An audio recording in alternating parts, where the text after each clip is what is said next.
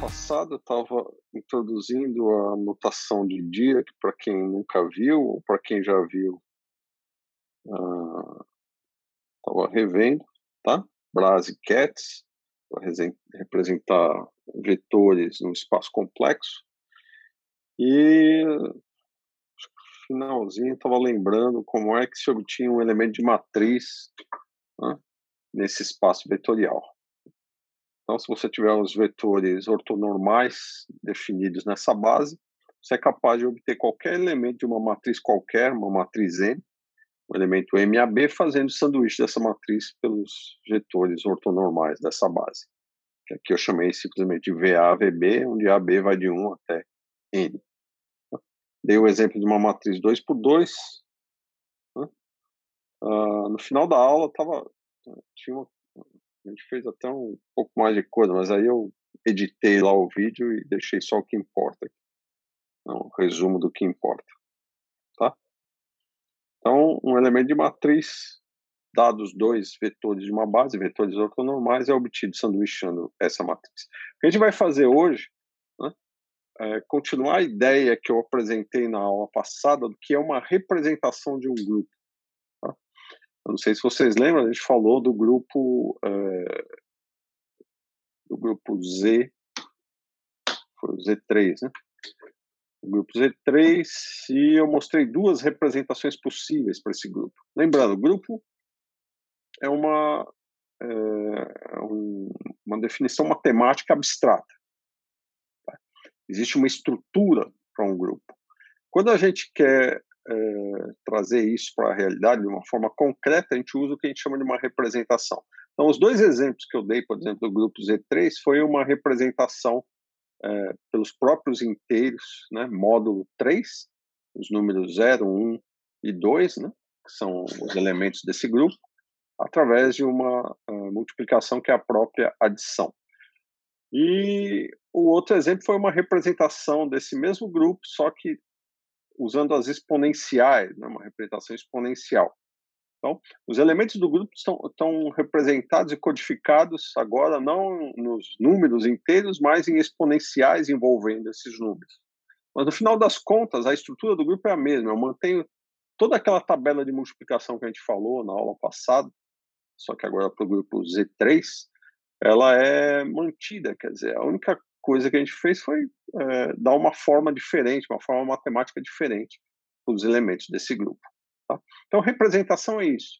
A gente usa uma forma concreta de apresentar os elementos de um grupo e realizar operações com esses elementos que sejam as mais convenientes para o trabalho que a gente pretende fazer. No curso de partículas, esse tipo de representação geralmente é uma representação matricial. Né? Eu dei um exemplo na aula passada do Z3, porque ela também é usada em física de partículas, para o Zn em geral, que é a representação exponencial. Mas a mais importante é essa representação através de matrizes, porque geralmente a gente define os objetos não só em mecânica quântica, mas teoria quântica de campos e por aí vai, né? Talvez certamente outras áreas, como sendo elementos de um espaço vetorial, vetores no espaço vetorial. Então a gente faz uma identificação dos elementos de um grupo com matrizes que são operadores lineares que atuam nesses elementos do grupo. Tá? Então vamos falar hoje de uma representação matricial. Eu vou dar um exemplo, vou começar com um exemplo ainda usando grupos discretos, tá? Para ficar claro o que é essa ideia de usar uma representação matricial. E aí a gente vai entrar nos grupos de Lie, e é lá que o poder das representações matriciais vão ser interessantes para a gente, porque a gente vai falar dos grupos unitários, que são os grupos usados em mecânica quântica, em teoria quântica de campos, e como lidar com as representações desses grupos, que vão levar aos grupos SUN, e assim a gente vai poder falar sobre o grupo de simetria das interações eletrofracas fortes. Em particular, a gente vai usar isso para o eletromagnetismo, que é uma simetria bastante simples. Tá? Vamos lá. O que é essa representação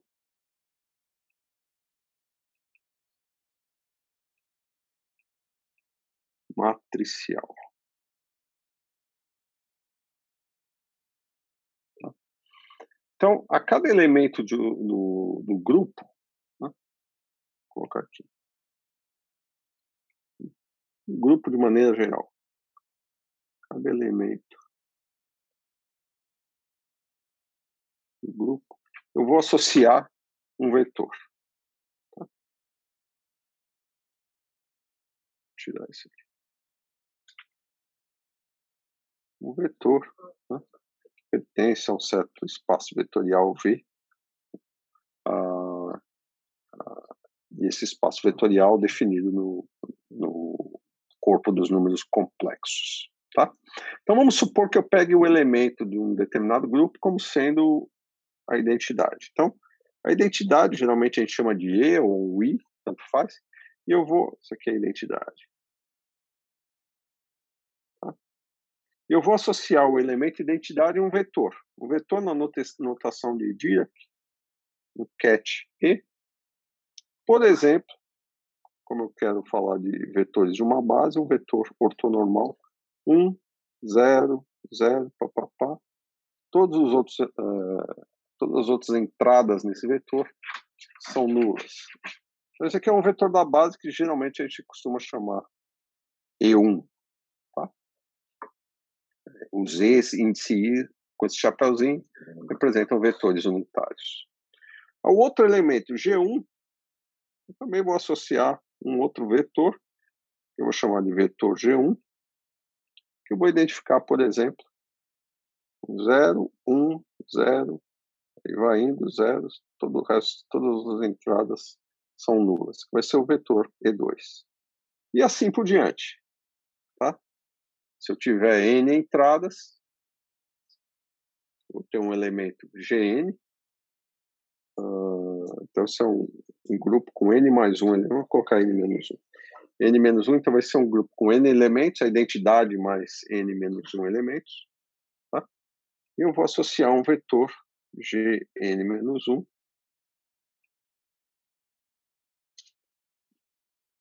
0, 1. A única entrada diferente de 0 é a última entrada. Tá? E esse aqui é o vetor, portanto, En.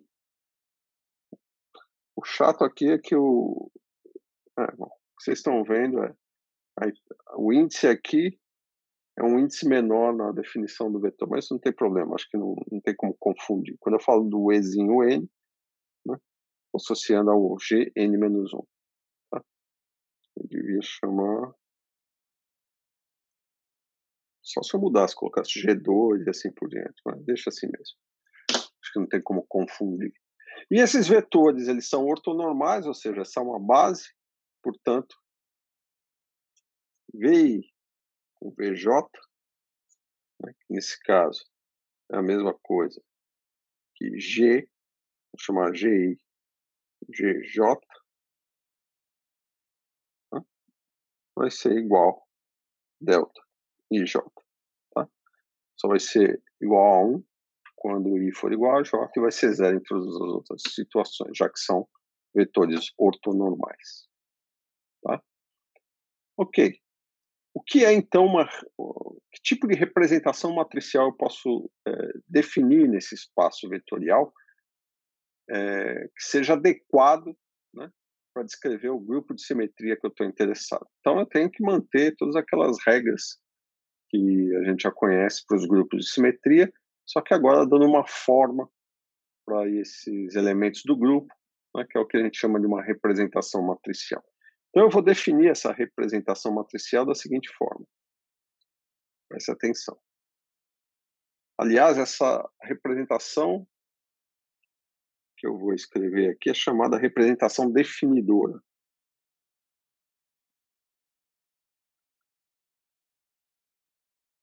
Matricial definidora. Em inglês, o pessoal chama de defining representation.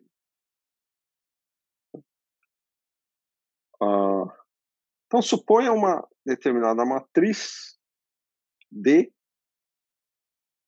associada a um elemento G, I, atuando no vetor GI. Tá? Então, esse vetor GI representa o elemento e o D de GI é um operador linear associado a esse elemento. Desculpa, GI não, GJ. e que, de acordo com as regras que a gente tem de multiplicação do grupo, quer dizer, eu posso definir essa matriz de tal forma que D de GI atuando em GJ é a mesma coisa que o elemento GI produto GJ. Esse produto é o produto definido pelo grupo que eu estou lidando, tá? Pode ser soma, multiplicação, pode ser transposição de índices, depende do grupo que eu estiver falando. Tá? Professor? Onde I, só um instante, I e J vai de 0, 1, papapá, até N, menos 1. Diga. É só questão de falta de Lembrando, nomenclatura minha. Nomenclatura de minha parte. O D, ele é de que mesmo? esse D significa, simplesmente eu estou dizendo que esse D é uma matriz. Tá? O D é uma matriz associada ao elemento GI do grupo. Tá? Eu estou falando de uma representação matricial, então o D de G são as matrizes dessa representação matricial. É que muitas vezes, por exemplo, até nos livros de quântica também, você vai estudar e você vê a representação analisando as bases, em que está esse D escrito. Eu não tenho uma noção direito do que é esse D, por isso que eu estava perguntando. É tipo um D torto, tipo um D caligráfico desenhado, assim, que também é usado mais ou menos nesse contexto. Eu nunca entendi direito o que ele é exatamente. Certo. Bom, eu não sei exatamente do que você está falando, mas aqui, quando eu estou falando de grupos e estou falando de uma representação matricial, o D é simplesmente, o D de G é um conjunto de matrizes, uma para cada elemento do grupo, tá? Que representa o grupo. É isso que eu quero dizer. Vão ser operadores lineares que vão atuar no espaço vetorial que é justamente definido pelos elementos do grupo. Para cada elemento do grupo eu vou ter associado um vetor de uma base desse espaço vetorial, como eu acabei de definir acima, tá? Então, em mecânica quântica, por exemplo, você vai pensar a gente vai falar adiante, no momento angular, por exemplo, as matrizes, você pode pensar nos vetores como sendo o spin das partículas. A cada spin você tem associado um vetor, e as matrizes que atuam nesse vetor formam a representação do grupo de Lorentz de rotação, que nada mais são do que as matrizes do momento angular, né? Os Lx, Ly, Lz, por exemplo. É uma representação. Então, dependendo do multipleto de spin que você está falando, se é spin meio, né, você vai ter as matrizes de Pauli atuando. Se é spin 1, aí vai ser uma nova representação, né, que você vai ter 3 vetores agora. Não tem só spin para cima e spin para baixo, mas você pode ter spin para cima, spin 0 e spin para baixo, né, 1, 0, 1, menos 1. Tá? E assim por diante. Aqui eu estou falando de maneira geral, isso aqui vale para qualquer grupo de simetria. Tá? Depois a gente vai especificar para o caso das rotações no espaço de Lorentz, tá? No espaço de Lorentz, no grupo de Lorentz, tá? E generalizar isso para os grupos S1N, que é o que a gente tem interesse. Ok? Então, nesse caso, é só uma matriz que tem uma matriz associada nessa base. É uma representação. Os D de GI, cada D com G índice I é uma matriz. Tá? A gente vai achar essas matrizes. Eu vou mostrar para você como achar. Tá bem. Então, lembra, o que define o grupo é a tabela de multiplicação, como a gente mostrou umas aulas atrás. Cadê a tabela de multiplicação? Essa aqui, por exemplo. Que define o grupo diedro 3, de ordem 3, ou o grupo de permutações de 3 objetos. Essa tabela completa que está aqui. Então, como eu vou representar esses elementos do grupo, é uma escolha minha. Posso fazer, sei lá, colocando ovos numa certa ordem, posso pegar o triângulo com 3 vértices, são várias representações distintas, mas o grupo é o mesmo. Tá? E o que eu vou fazer agora é usar uma representação que eu chamo de representação matricial, para esse grupo, por exemplo. Tá? Então vamos ver como é que isso é feito. O que é essa representação matricial definidora? Então, a definição dela é essa. Tá? Bom, mas como é que eu acho, então, cada elemento ou cada uma dessas matrizes D de GI? Então, vamos usar como exemplo, para vocês entenderem o que eu estou falando,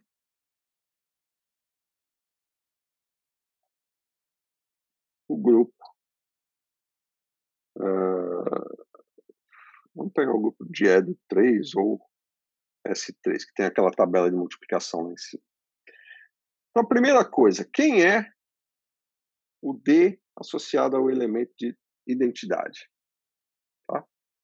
Bom, eu tenho que usar a definição. Essa é a definição que permite achar os elementos de matriz. Então, pela definição, né, o D de E, atuando no elemento, um elemento qualquer, vamos pegar o próprio E, o elemento de identidade.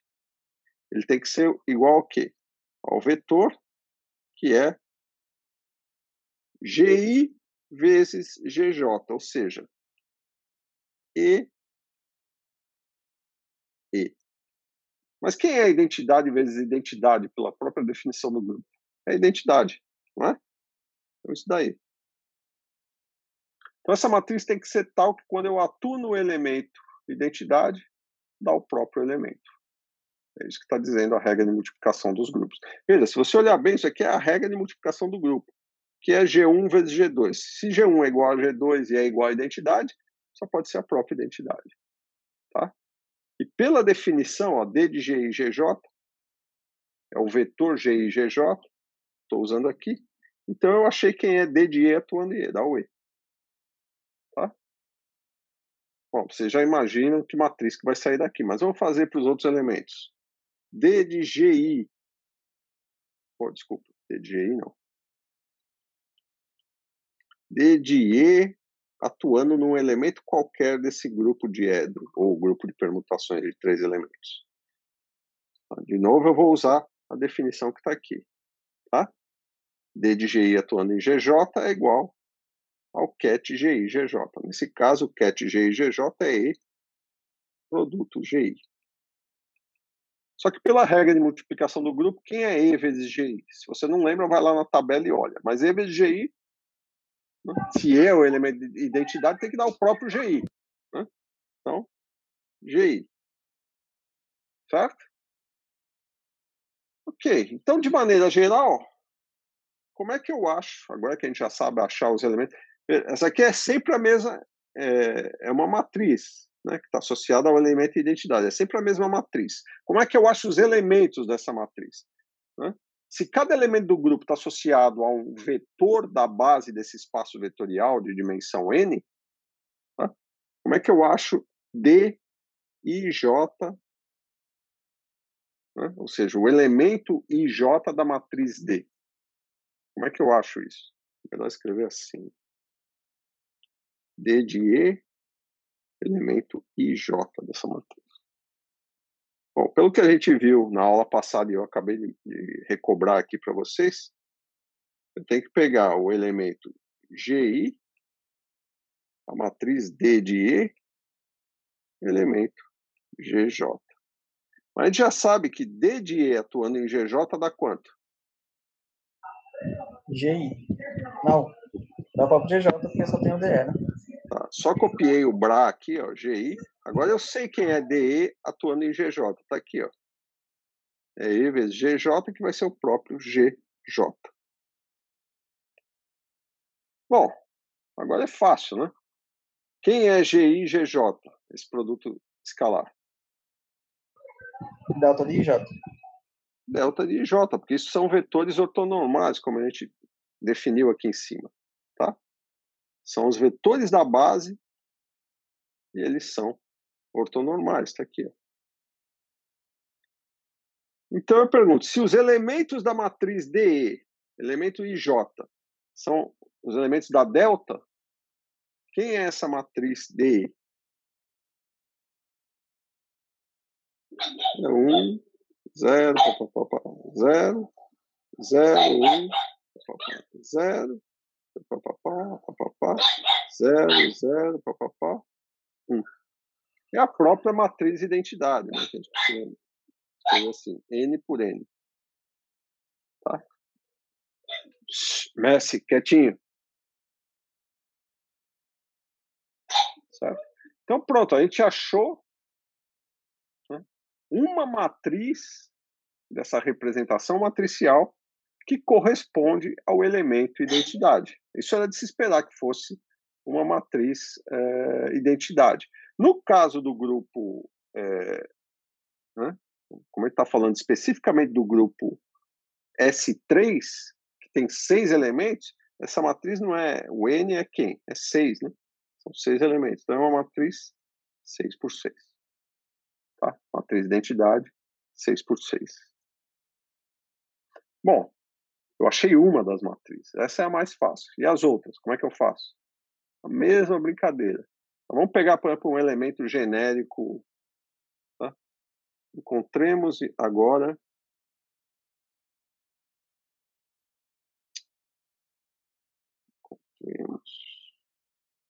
D de G3. Então eu tenho que achar cada uma das matrizes. São 6 matrizes, uma para cada elemento. Tá? Elemento de identidade, G1, G2, G3, G4 e G5. São 6 elementos do grupo D3 ou S3. Tá? Então eu faço a mesma brincadeira. Eu vou lá, D, G3, atuo na identidade, a gente já sabe, né? Vale quanto? O próprio G3. Por quê? Vou fazer com calma. Porque D de G3, pela definição aqui, ó, D de E atuando em G3, D de G3 atuando em GJ, que é a identidade, tem que ser G3 vezes a identidade. Só que G3 vezes a identidade é o próprio G3. Certo? Esse é moleza. Vamos pegar agora o D de G3 atuando em G1. Vamos fazer para todos os elementos e vamos achar quem é essa matriz. Como é que fica isso aqui? Quem é D de G3 atuando em G1? Pela definição. Professor. Oi. Esse G3 saiu de onde? Eu pisquei aqui, ele apareceu. Ele veio de onde? Não. Eu achei já a matriz D de E, não achei? Uhum. Tá? Lembra, eu estou falando de uma representação matricial que atua no espaço vetorial de dimensão 6. Tá? A cada elemento do grupo existe uma dessas matrizes, um desses operadores. Eu achei uma delas. Foi o D de E. Agora faltam os outros 5. Tá? Um deles, né, uma dessas matrizes está associada ao elemento G3. E eu estou tentando achar quem é essa matriz. Então, eu vou usar a mesma definição que antes. Que é essa daqui. Ó. D de GI atuando em GJ é GI produto GJ. Tá? Com IJ variando de 0 até N-1. No nosso caso, é de 0 até 5.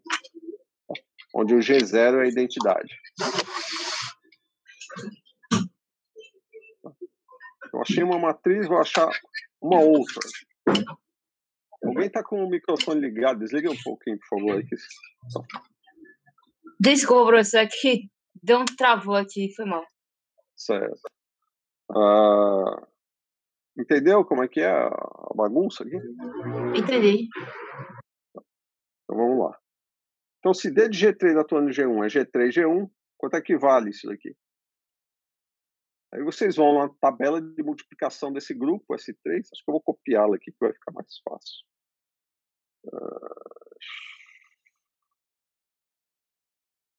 Deixa eu tirar isso daqui, apagar isso. Copiar essa tabela.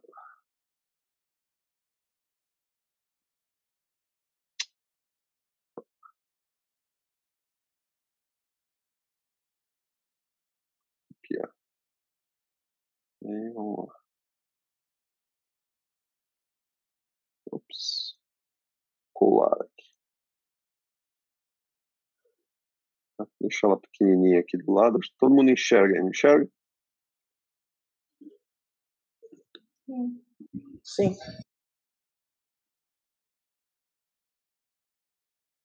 Certo. Então, olhem bem nessa tabela. Quem é G3 produto G1? G3 está aqui, o G1 está aqui. Então, é o cruzamento dos dois. Dá o G4, né?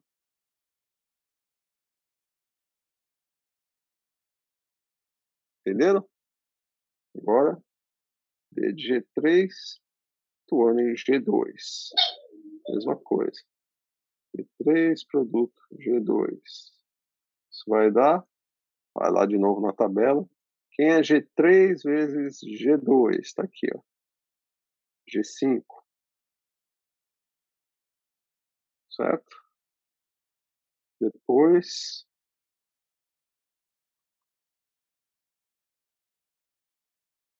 G3 com G3.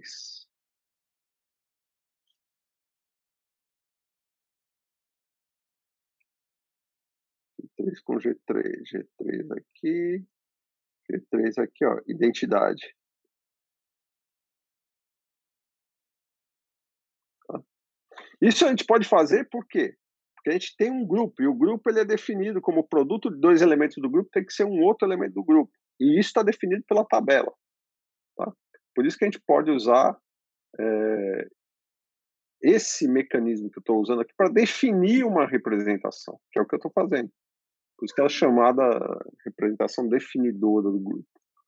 Que é a coisa mais simples que eu posso usar para definir uma representação. Representações existem infinitas, você pode inventar a sua, desde que você obedeça, né, as regras de multiplicação do grupo e recupere todas as propriedades que definem o grupo. Tá? D de G3 atuando em G4. Tá? Deixa eu ver uma coisa.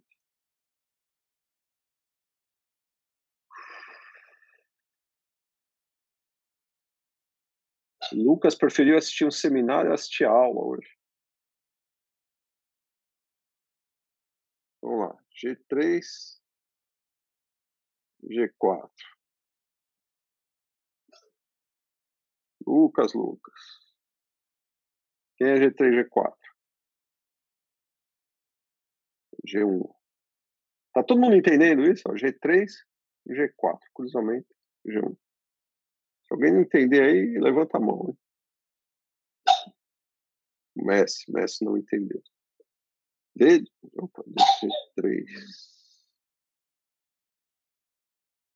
com G5. Esse é o último, né? G3, produto G5. Isso dá. Meus números estão saindo horríveis. Quanto é que é G3 com G5? G2. Agora observem o seguinte, né? Nessas operações que a gente realizou, usando a definição lá em cima, nós obtivemos cada um dos vetores que são elementos do grupo. Tá? Isso é de se esperar, né? Ou, no máximo, ele deveria, dependendo do conjunto que ele está obtendo, um subgrupo, não, um subconjunto dos elementos. Mas todos os elementos têm que estar no grupo. Isso é o resultado do fato de a gente estar usando um grupo que tem uma estrutura de grupo definida. Então, a gente não podia esperar nada diferente disso. Bom, agora, como é que eu acho os elementos de matriz? Aí é moleza, né? Eu vou fazer dois elementos, vou achar dois aleatoriamente e vou escrever qual é a matriz que resulta disso. Porque senão a gente vai ficar aqui muito tempo. Mas vamos pegar, por exemplo, o elemento D, deixa eu ver, eu chamei G0, né? Então vamos pegar o elemento 0, 0, 3, tá? Elemento 0, 3 de G3. Quem é esse elemento? É o G0, né? D de G3 com o G3. O G0 é a identidade. Tá? Identidade. D de G3 atuando em G3. Quanto que é? Tá aqui, ó. É a própria identidade. ou seja, isso é 1.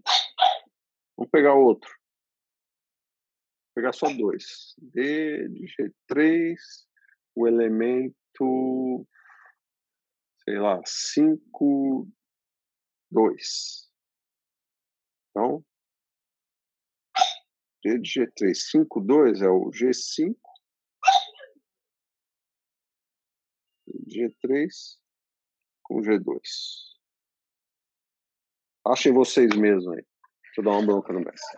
Messi, quietinho, rapaz.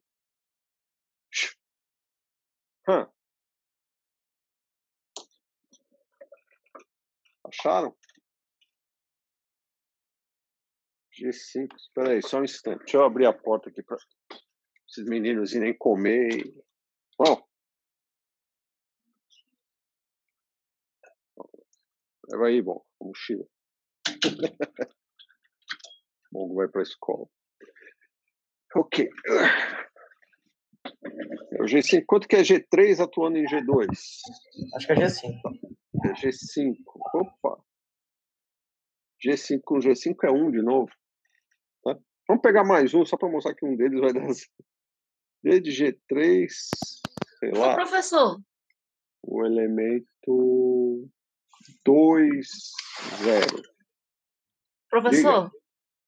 Mas Oi. o G5 atuando, o G3 atuando no G5 não daria o G2, não? E aí, no caso, ficaria o G2 vezes o G5? Não, veja. A definição é a seguinte, né? Eu tenho que calcular esse elemento de matriz, 5, 2. Então, ele envolve o G5 e o G2, concorda? Sim.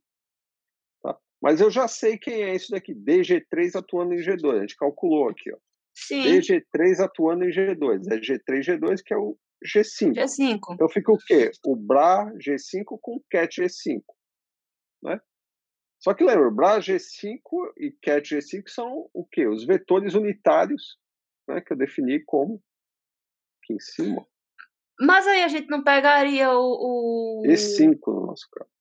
O DG3 atuando no G5 também, não? DG3 atuando no G5?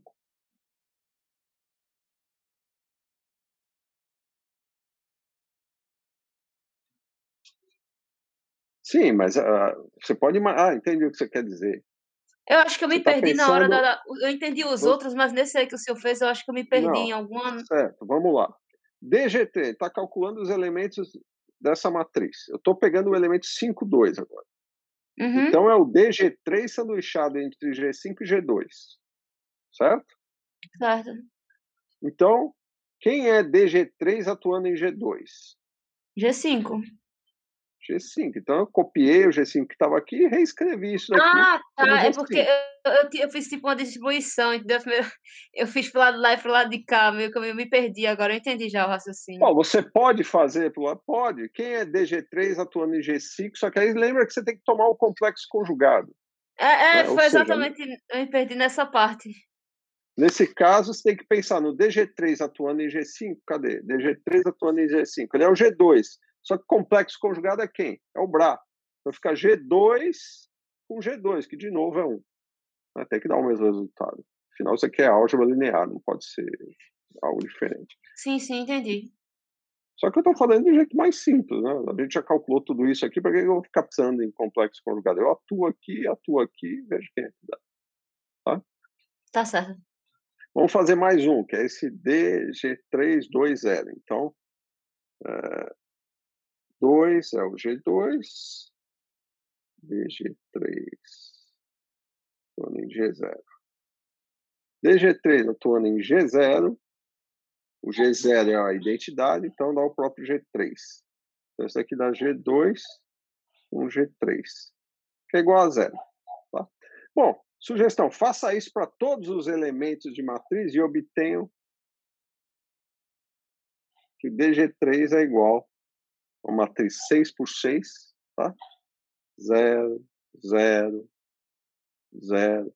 Olha o elemento que a gente calculou, D0, 3. 0 é essa linha aqui, 0, 0, 1, 1, 2, 2, 3, 3, 4, 4, 5. Deixa eu esticar aqui para ficar mais.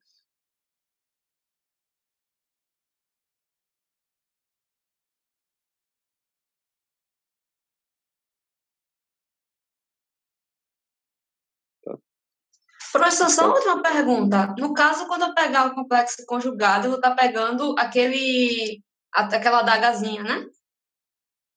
Tá definido lá na aula anterior. Ah, tá certo. Tá? É que eu não quis voltar, não, por isso que eu só perguntei. Lembra que quando eu estou falando do complexo conjugado de um vetor, além do transposto, né, que você tem que transpor o vetor, tem esse complexo conjugado, é o V-Dagger, tá? E o V-Dagger é o que a gente chama de BRA, tá bom? Cujos componentes são V1 estrela, V2 estrela, até Vn estrela.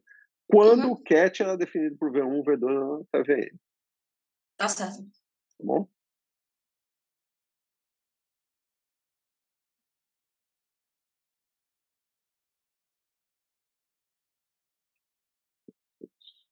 Então, voltemos aqui. Que isso? Esse negócio apareceu.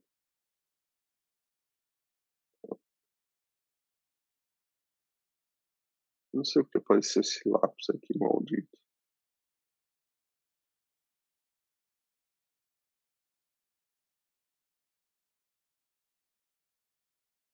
Vocês estão vendo esse lápis aí, né? Então, ele não estava aparecendo antes, não, né? Olha aí, maldito.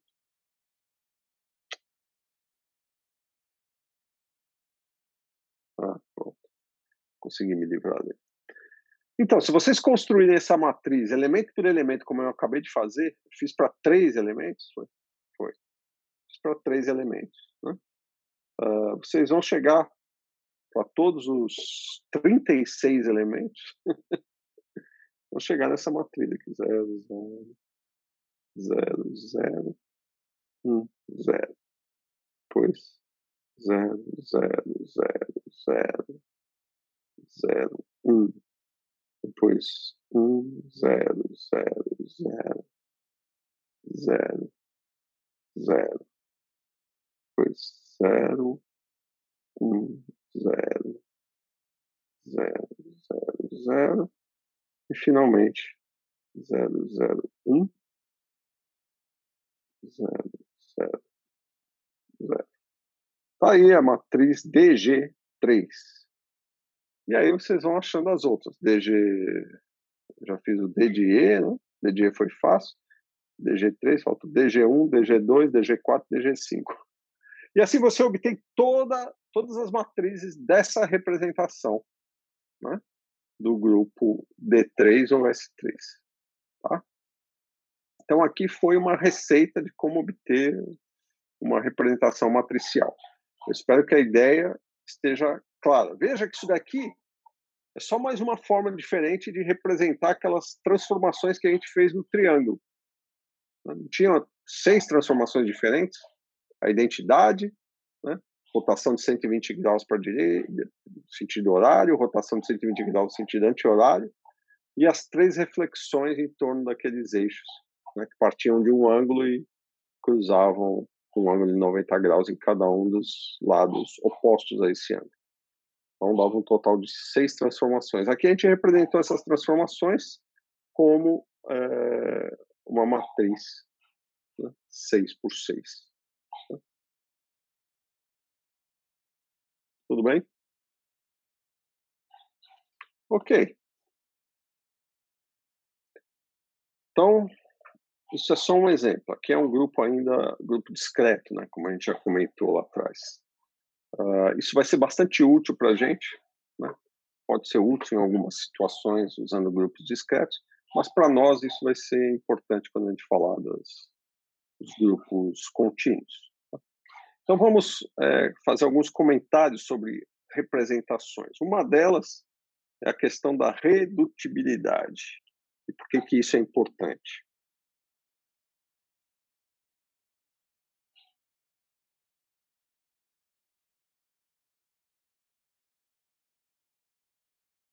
Representação.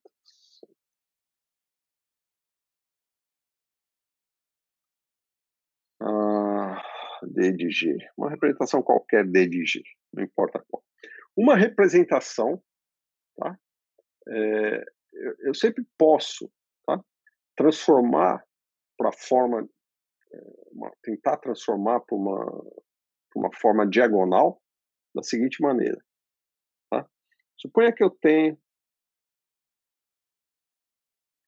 uma representação D de G. Essa representação eu conheço. Aí eu acho uma matriz S, né, que através dessa transformação, S menos 1 à esquerda, S à direita, que é chamado, isso aqui são matrizes, tá?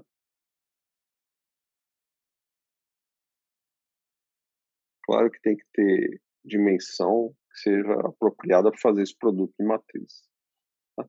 São matrizes, que obviamente tem que ter uma inversa, né? E que eu consigo pegar minha transformação original D de G e passar para uma transformação D de G linha, né? Que tem uma forma que a gente chama de bloco diagonal. Tá? O que eu quero dizer com isso? Eu posso escrever o meu D de G da seguinte forma. D de G linha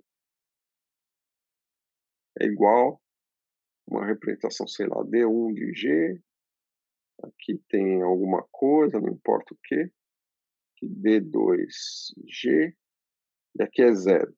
Tá? Então não importa qual é a dimensão dessa representação matricial, são matrizes N por N. Tá? Eu consegui, através de uma transformação, que a gente chama de transformação de similaridade, trazer essa matriz agora na forma D', onde eu tenho uma matriz com uma certa dimensão aqui, M, por exemplo, e aqui uma outra matriz com dimensão N por M, e aqui, nesse bloco, é tudo zeros, as entradas são todas nulas. Tá?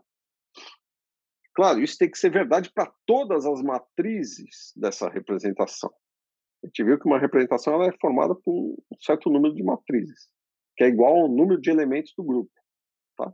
Você vai ter tantas matrizes quanto os elementos do grupo. Então, isso aqui tem que ser verdade para todas as matrizes. Se você conseguir fazer isso, aqui não precisa ser necessariamente 0. Pode ser qualquer coisa. Tá? Mas se for qualquer coisa e você conseguir escrever nessa forma, você pode mostrar que você pode ainda reduzir mais isso e chegar nessa forma, onde eu tenho 0 aqui também. Tá? Então, se é nulo ou não aqui em cima, não importa. O que importa é que ela tem essa forma que eu consigo separar num bloco aqui, e ter zeros aqui. Mas se eu conseguir algo diferente de 0 com 0 aqui, eu consigo trazer isso para 0, chamada completamente redutiva. Isso não é tão importante, mas o importante é você conseguir quebrá-la nesses dois blocos com zeros aqui. Tá? Essa representação é chamada de representação redutível.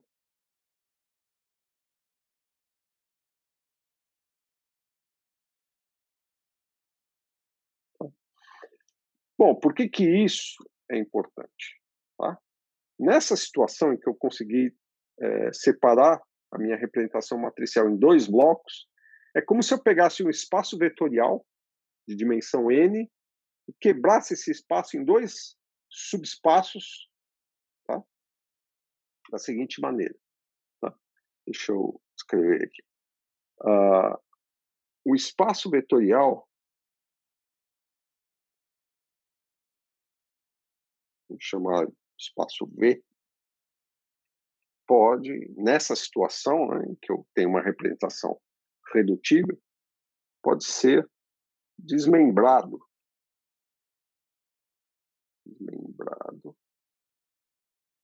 em dois subespaços.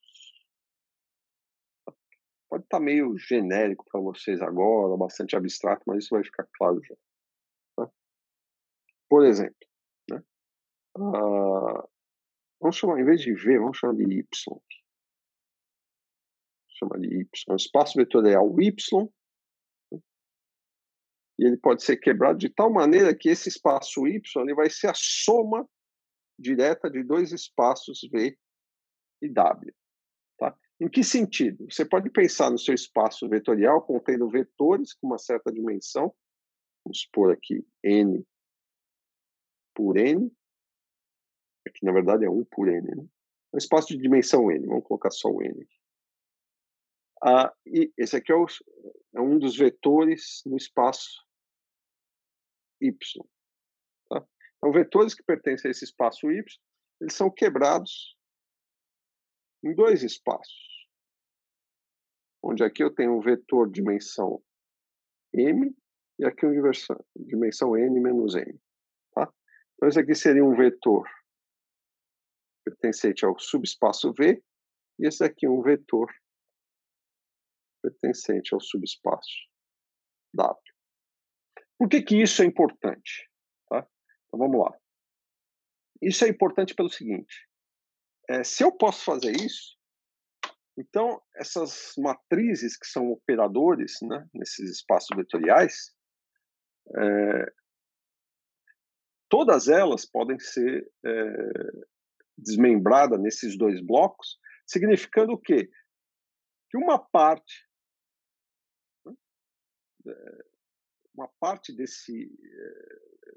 desses operadores vai atuar num espaço vetorial, por exemplo, o de cima, espaço vetorial V, e a outra vai atuar no espaço vetorial W, o de baixo. Esses 2 espaços não se misturam, tá? E, de fato, está associado com o fato de que você pode, né, quando você estiver fazendo a álgebra dos grupos de simetria, obter representações que não são a coisa mais fundamental, né, para você trabalhar com a sua física, porque elas podem ser quebradas em coisas menores, que é o que a gente chama de representações irredutíveis. Tá? Isso vai ficar bastante claro quando a gente falar do grupo de Lorentz, né, que tem a ver com spin, momento angular, que, se vocês lembrarem, quem já fez mecânica quântica e adição de momento angular, você pode pegar 2 elétrons, cada um deles tem spin meio. O spin do elétron pode apontar para cima ou para baixo. Tá? Se você combinar esses 2 elétrons em algum estado, aí você tem 4 possibilidades. Né? 3 delas vão estar num conjunto que a gente chama de spin 1, ou seja, você pode ter 2 elétrons com spin para cima, 2 elétrons com spin para baixo, ou 1 elétron com spin para cima e para baixo. Essas 3 possibilidades vão formar o que a gente chama de um tripleto. Só que existe uma outra possibilidade que, de novo, é um elétron com spin para cima, outro com spin para baixo, só que é uma combinação de spin que é ortogonal às 3 anteriores. Essa combinação a gente chama de estado singleto, que só tem um estado, que é ortogonal aos outros 3. Tá? Então, é como se eu dissesse assim, não, eu tenho uma representação aqui quadridimensional, né, de matrizes 4x4 para atuar no estado de spin de 2 elétrons combinados, mas que, na verdade, não é a representação mais interessante, porque ela é redutível, ela pode se reduzir a uma de 3 dimensões, matrizes de 3 dimensões, atuando no espaço que tem 3 estados, 1, spin 1, 0 e menos 1, e uma outra representação de dimensão 1, que atua simplesmente no estado, né, de spin 0 do elétron, que é independente dos outros 3 estados. Quer dizer, são estados completamente desconexos. Então, você quebrou o seu espaço vetorial, em princípio teria 4 elementos, e um que tem 3 e o outro que tem 1. Isso vai ficar claro mais adiante. Mas o que está por trás é isso aqui que eu estou falando para vocês. É o fato da representação ser redutível. E essas representações que a gente chama de tripleto e singleto vão ser as representações irredutíveis, aquelas que você não pode mais fazer esse tipo de transformação e obter algo que é uma representação irredutível. A representação irredutível ela nunca pode ser levada para esse tipo de representação. Você não consegue fazer essas transformações. As redutíveis, sim. Tá? Qual exemplo que a gente quer trabalhar em física são as representações irredutíveis. Tá? Foi, McLean? Era só para saber qual foi o exemplo que o senhor deu de irredutível. Irredutível foi, por exemplo, a combinação de 2 elétrons, né? Cada um tem spin meio. Quais são as combinações possíveis? Você tem 4 combinações possíveis. Se você tentar escrever uma representação para vetores com 4 elementos, né, cada um representando um possível estado desses 2 elétrons, você vai ter a chamada representação redutível. Por quê? Porque as irredutíveis, na verdade, são representações tripletas, ou seja, que tem 3 estados possíveis, e a outra singleto, que só tem um estado. Essas são irredutíveis, diferente da que tem os 4 estados, né, juntos. Tá? Tá bem. Ficou claro, não? Ficou. Só dividiu o estado inicial, que tinham 4 estados juntos, e separou em 2 partes diferentes. Isso. A ideia é basicamente essa. É claro, não estou sendo extremamente formal aqui, porque a gente não vai precisar disso. Então, eu não quero encher a cabeça de vocês com teoremas, corolários e definições ad infinito aqui, porque não é o lugar. Né? Para isso, vocês façam um curso de teoria de grupos, né? Que é extremamente pesado se for só matemática. Se for aplicado à física, também é pesado, mas é mais direcionado, então com as aplicações fica mais interessante para vocês. Mas é um curso que, no mínimo, leva um semestre, então não dá para... Eu tenho que resumir muito, é o que estou fazendo, estou tentando fazer, passar as ideias básicas. Então, você já sabe o que é a definição de grupo, já sabe o que são representações, já que o grupo é uma coisa abstrata, trazer isso para uma forma concreta matemática é usar uma representação. A representação que a gente escolheu são representações matriciais, tá? E eu acabei de falar para vocês que essas representações podem ser redutíveis ou irredutíveis.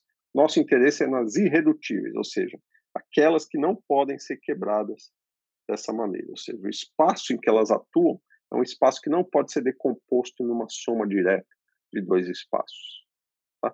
Ou seja, um vetor maior, né? Um vetor qualquer desse espaço, ele não vai ser quebrado em 2 vetores, né? Em que os operadores atuam nesses vetores e ficam só nesse espaço, e o outro atua só nesse e fica só nesse espaço, ou seja, eles não se misturam. É isso que isso quer dizer.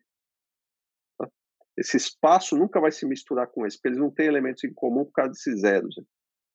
Então, tudo que está aqui vai atuar só no espaço de cima e tudo que está aqui vai atuar só no espaço de baixo.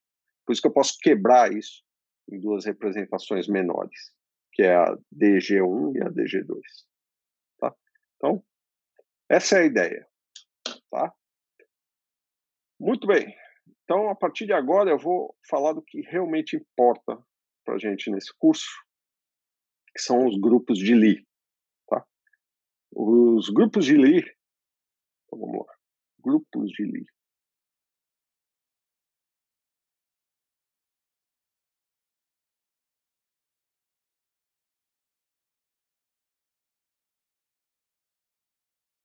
Os grupos de Lie são grupos contínuos, para começar. Né? Já falou que são grupos contínuos, você faz uma transformação, né, finita num determinado objeto, né, matemático, físico, só que essa transformação finita ela pode ser obtida através de passos infinitesimais a partir da identidade. Tá? E os grupos de Lie são justamente esses grupos contínuos em que eu posso passar de um elemento do grupo a outro por passos infinitesimais. Eu posso realizar, na prática, né, transformações finitas a partir da identidade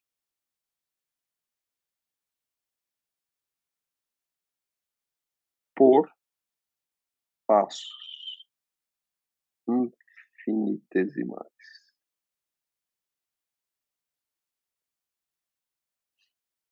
Tá? Tá clara a ideia? Isso é o que define os chamados grupos de Lie. O exemplo mais simples que a gente vai usar, então, vamos lá, um exemplo. É o grupo ON. Tá? O que são os grupos O? O O vem de ortogonal. Tá? basicamente, são os grupos que definem a simetria de um círculo.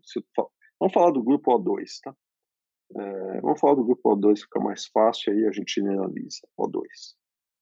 Se eu pegar um círculo, acho que tá bom, hein? Eu posso realizar rotações em torno desse ponto, que é o centro do círculo, de ângulos θ. Né? Então, vamos pegar aqui um sistema de referência só para localizar. Eu tenho um plano.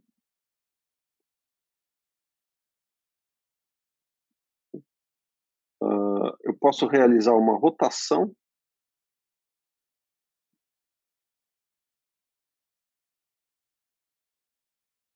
desse plano de um ponto no círculo para outro ponto através de uma rotação de um ângulo θ. Aqui eu posso, não preciso, mas eu vou definir x e y, tá? Com coordenadas. E o grupo de rotações no plano, né, mais a reflexão de um desses eixos, ou se você imaginar um ponto no círculo com relação ao seu antípoda, quer dizer, se eu girasse esse círculo nesse sentido, identificando um ponto aqui com outro ponto aqui, ou fazendo essa transformação desse ponto para esse ponto, ou de qualquer ponto aqui para outro ponto com relação ao eixo y, tá? Defino um eixo e faço reflexões em torno desse eixo. Esse conjunto de transformações, as rotações de um ângulo θ, mais essas reflexões, definem esse chamado grupo O2. Tá? Os elementos desse grupo, primeiro é a identidade. Né? Quem são os elementos? Identidade é definido como o G de um ângulo θ igual a zero. Tá? Ou seja, não realizo rotação nenhuma. O outro elemento vai ser o próprio G de θ. Quer dizer, se você pensar bem, né, o grupo de rotações, por si só, ele tem infinitos elementos. Tá? Mas o que a gente vai considerar aqui como um elemento do grupo, na verdade, é o G de θ. θ é um parâmetro. Tá? O G de θ ele representa os infinitos elementos desse grupo, mas o que importa para a gente aqui é o número de parâmetros que define esse grupo. E para esse grupo O2, eu só tenho um parâmetro, que é o ângulo θ. Tá? Não é um número infinito de parâmetros. Onde θ maior ou igual a zero e menor que 2π. Tá? O menor é porque o 2π se identifica com zero. Quer dizer, uma rotação de 2π é a mesma coisa que não rodar nada, ou seja, que é a identidade. Então, ele está definido nesse espaço de θ entre 0 e 2π. Esse é o grupo O2. Então, rotações de um ângulo θ e reflexões em torno de um eixo que atravessa esse círculo passando pelo centro.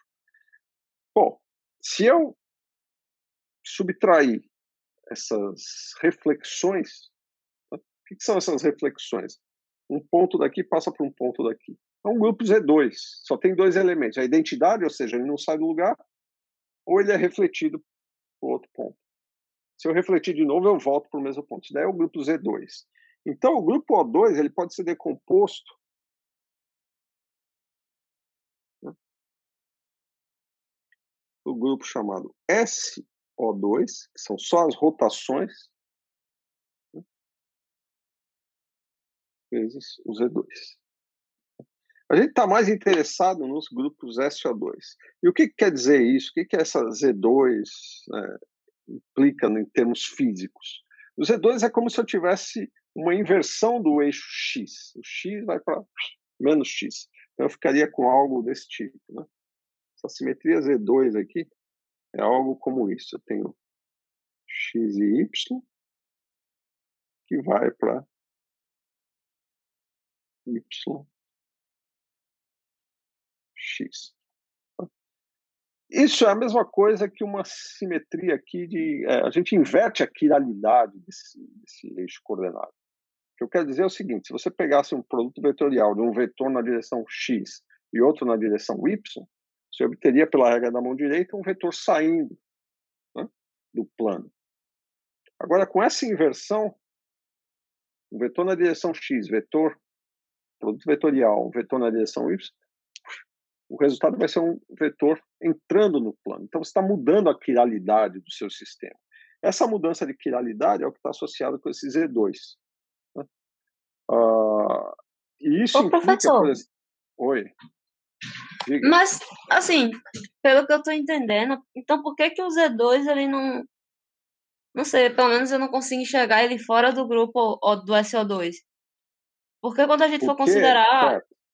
Deixa eu falar o que é o SO2 que eu ainda não falei. Você já está se adiantando. Estou falando do Z2 primeiro. Ah, tá. Tá?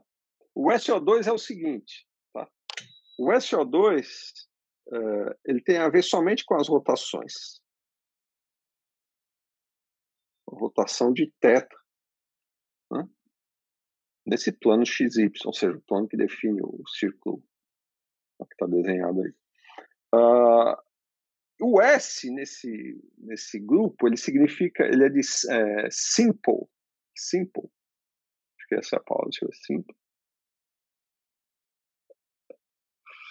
Acho que é esse o significado. O S deve ser simples. Mas o que ele quer dizer na prática é o seguinte: se S significa que o determinante, tá, das matrizes D de G é igual a 1. Tá? Toda vez que aparecer esse S, é isso que eu estou querendo. Quer dizer, as matrizes da minha representação tem que ter determinante igual a 1. Tá? Se você olhar o Z2, imagina, por exemplo, você tem um espaço, que é o espaço das coordenadas, x e y. Você quer ir para x', y'. Aí você tem uma transformação aqui, que é uma determinada matriz, que eu vou chamar do quê? Bom, D de θ. Como eu só tenho um único parâmetro, eu vou chamar de D de θ. Atuando em x e y. Então isso aqui é uma matriz 2×2. Concorda? Se eu estiver falando da simetria Z2 para esse grupo SO2, essa matriz ela vai ser o quê? Vai ser -1, 0, 0, 1. Concorda? Está trocando x por menos x. Olha para o determinante dessa matriz. Tem determinante -1. Né? Fisicamente, o que significa isso? É um sistema cuja quiralidade foi trocada, né, direita para esquerda. Tá? As matrizes que definem as rotações, elas vão ter sempre determinante +1. Pega, por exemplo, x', y', uma rotação vai significar o quê? Cosseno θ, seno θ, menos seno θ, cosseno θ. Tá? X, y. Pega o determinante dessa matriz. Quanto que é? Cosseno ao quadrado mais seno ao quadrado, que é 1. Tá? Então, o grupo O2, nesse caso, ele é maior do que o SO2, porque ele inclui essas reflexões. Né? Fisicamente, essas reflexões implicam mudança de quiralidade do meu sistema. Então, se eu não estou pensando nessas reflexões, só quero me preocupar com as rotações, eu não estou falando do grupo ON todo, mas estou falando só de uma parte dele. Aquela parte, né, cujos operadores lineares têm determinante +1. A outra parte tem determinante -1. Isso se generaliza para os grupos ON. Né? ON vai ser um SON vezes um Z2. Então, toda vez que eu estiver falando só dessa parte SON, eu estou preocupado com as rotações. O que é o grupo de rotações, então? Né? Ou, de maneira mais geral, o que é o grupo SON? É aquele grupo que mantém invariante, né, o módulo de um vetor. Então, você pega um vetor no espaço euclidiano, né, você faz uma rotação, como está aqui, você está alterando, né, os seus eixos coordenados por algum ângulo. Se eu estou falando só do plano, é um ângulo θ. Mas o módulo de qualquer vetor ele se mantém inalterado. E isso é generalizado em N dimensões através do grupo SON. São rotações, né, em N dimensões, se eu tiver um espaço com mais do que essas duas dimensões.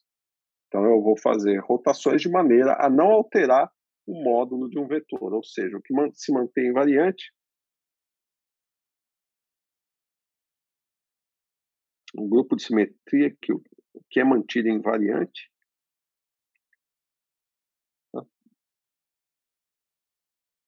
se eu tenho um vetor R em N dimensões, deixa eu fazer isso.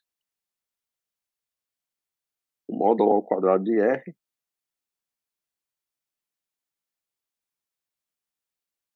igual ao módulo ao quadrado de R', ou seja, se eu faço essas transformações, que são chamadas ortogonais, né, em particular rotações, em qualquer dimensão, o módulo do vetor é mantido invariante. Tá? Então, isso define os grupos ON e SON. ON com a particularidade que você tem ainda um fator que envolve essas reflexões em torno de um eixo. Tá? Muito bem. Professor, diga. Então, não se conta o Z2, o grupo das reflexões, como tendo parâmetro, né? Ele seria só como se você só pudesse fazer uma coisa, que é fazer a reflexão. Não, veja, para o grupo ON, ele faz parte do grupo ON. Então, certamente você tem um elemento, dois elementos estão associados a ele. Tá? Identidade e uma reflexão. Tá? Para o grupo SON, você vai ter outro conjunto de transformações associadas. Então, tudo isso junto forma o grupo ON. Quando você quebra em duas partes, né, o que você está fazendo? Você está separando as rotações, que são puramente rotações em torno de um ponto, de um ângulo θ, quando você está falando do SO2, e em torno de planos, quando você está falando do SON, tá? Das reflexões. É só isso que você está fazendo. Tá? Isso aqui são dois grupos, são subgrupos, você pode falar, isso aqui são subgrupos do grupo ON. Então, ambos têm que ter um elemento de identidade, e no caso do Z2, ele tem dois elementos, identidade mais um. No caso do SON, né, os grupos SON, a dimensão desses grupos, eu vou só colocar aqui, mas não vou mostrar, se vocês quiserem, vocês procurem depois. Dimensão do SON é meio de N vezes N menos 1. Então, se você pegar o SO2, o N igual a 2, isso daí dá 1. Né? Dimensão do grupo significa o quê? O número de elementos que define o grupo. Elementos não, desculpa, o número de parâmetros que define o grupo. Tá? Então, ele só tem um parâmetro, que é o ângulo θ. Uma rotação de θ igual a 0 é a identidade. Uma rotação de θ em qualquer outro ângulo, né, define o outro elemento do grupo. Tá? Ele tem, como se diz, dimensão n nesse sentido. Essa dimensão te dá um número de parâmetros independentes desse grupo. Tá? Então, esse parâmetro θ já toma conta das reflexões. Não, θ não tem nada a ver com as reflexões. Você não chega numa reflexão variando, fazendo uma rotação de θ. É fácil ver isso. Pensa no eixo x, y.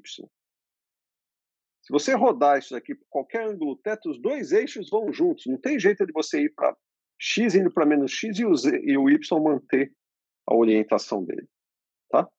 Porque qualquer rotação vai levar o y para menos y, né? Só que o x vai voltar para cá. Não, desculpa. O x vai estar no outro lado, né? O x vai estar aqui. Ó. Entendeu? Isso aqui porque você rodou de um ângulo 180 graus. Você estava aqui, né? Y estava aqui, x estava aqui, você foi para um x', y', que nada mais é do que uma rotação de um ângulo θ igual a 180 graus. Tá? Mas isso não tem nada a ver com essa reflexão. Essa reflexão não é obtida a partir de rotação. É isso que eu estou dizendo. São duas coisas independentes. São transformações independentes. Você nunca vai chegar nisso daqui a partir de uma rotação. E a mesma coisa, você nunca vai chegar numa rotação de um ângulo θ a partir de uma reflexão de um único eixo. Conseguiu ver a diferença? Sim.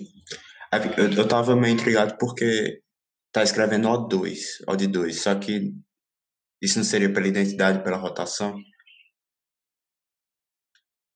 O Identidade 2. pela rotação. Não, o Por O2, contar a identidade e a o 2 rotação. significa o seguinte, o conjunto de transformações, né, que tem a ver com as simetrias do círculo.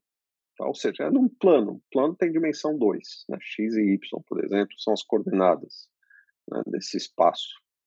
Tá? É um espaço de dimensão 2. É só isso que quer dizer esse 2. Entendi agora. Tá? Tá certo, obrigado. O ON, por exemplo, é um conjunto de transformações no espaço vetorial de dimensão N. Então, esse N quer dizer isso. Agora, quando eu quebro em SON e Z2, aí eu estou separando o que é reflexão em torno de um eixo e as rotações, né, dos vários ângulos, dependendo do espaço, da dimensão do espaço que você está. Pega, por exemplo, o N igual a 3 dimensões, que é o espaço tridimensional usual. Tá?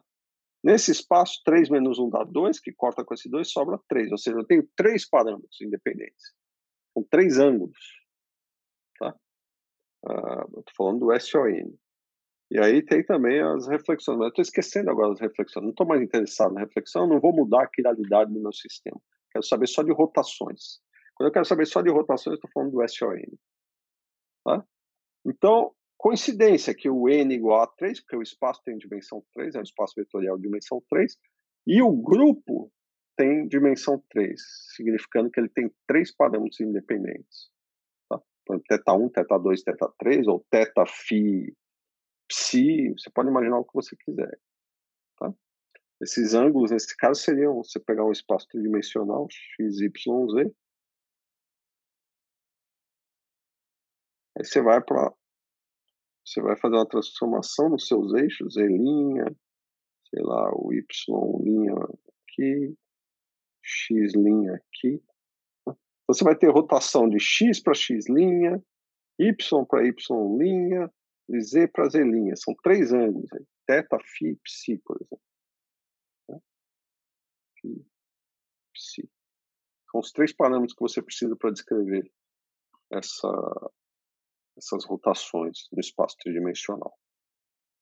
Quem já viu mecânica tem lá a ver com os ângulos de órbita. Em mais dimensões, aí você precisa saber que dimensão você está falando. Se você colocar o N igual a 4 dimensões, em vez de 3, está falando de um hiperespaço. 4 menos 1, 3. 4 dividido por 2, 2. Vezes 3, 6. Já são 6 parâmetros. Você vê que o N que aparece aqui não tem necessariamente a ver com a dimensão do grupo. Tem a ver porque ele define qual é a dimensão do grupo, mas a dimensão do grupo não é N. N é a dimensão do espaço vetorial em que você atua. Tá? A dimensão do grupo é um número de parâmetros independentes que ele possui. No caso do SO4, você tem um espaço vetorial de 4 dimensões e o número de parâmetros, a gente acabou de ver, é 6. São 6 ângulos. Né? E vai ficando pior à medida que aumenta o N. Tá? Tudo bem, pessoal? Então, o SON é só para dizer quantas coisas vão ser necessárias mudar para fazer a rotação em tantas dimensões. Exatamente. Quantos tipos de transformações, né? Quantos ângulos, vamos dizer assim, eu preciso para uma rotação qualquer em N dimensões. Tá? Isso te dá um número de parâmetros, que é o N sobre 2 vezes N menos 1. Ok. O SO2 é um grupo abeliano, quer dizer, não importa se eu rodar um ângulo θ1 e depois um ângulo θ2, ou fizer a rotação primeiro de θ2 e depois de θ1. Afinal, eu estou sempre, né? Estou sempre num plano. Então, se eu rodar de θ1 depois um θ2, é a mesma coisa que rodar primeiro θ2 depois θ1. Essa ordem das rotações não altera o resultado. Então, ele é um grupo abeliano, né? Então, isso é importante. SO2... Repete a última fala, de que não importa a ordem? Só dou o exemplo do ciclo, foi? Sim, ele está falando do SO2, rotações no plano. Então, não importa se primeiro eu faço... Suponha que eu quero chegar...